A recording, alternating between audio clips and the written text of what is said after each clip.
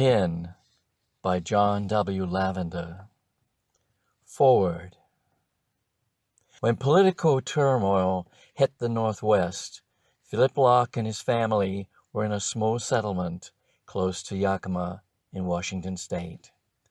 They'd been there for 3 years, farming a small allotment acquired through an agricultural cooperative.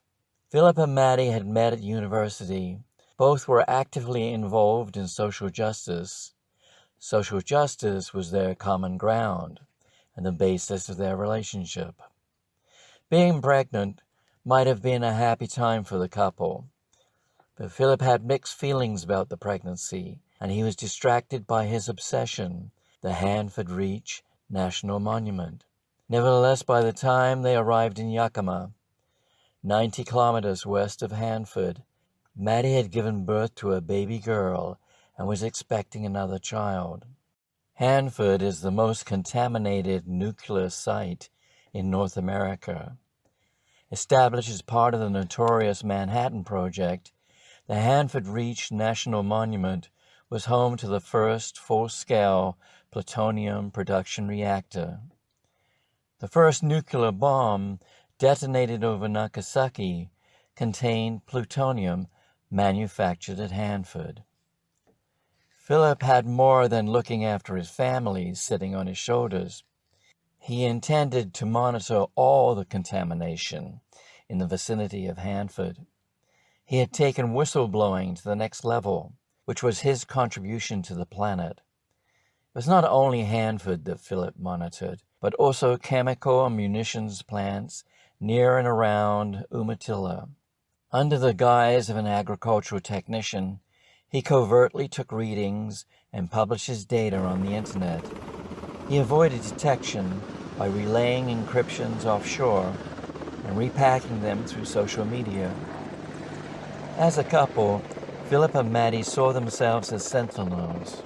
There were other sentinels waiting in the wings in Washington state, preparing to take advantage of political upheavals. Regardless, Philip and Maddie never expected the Yakima area to be a target during an insurgency.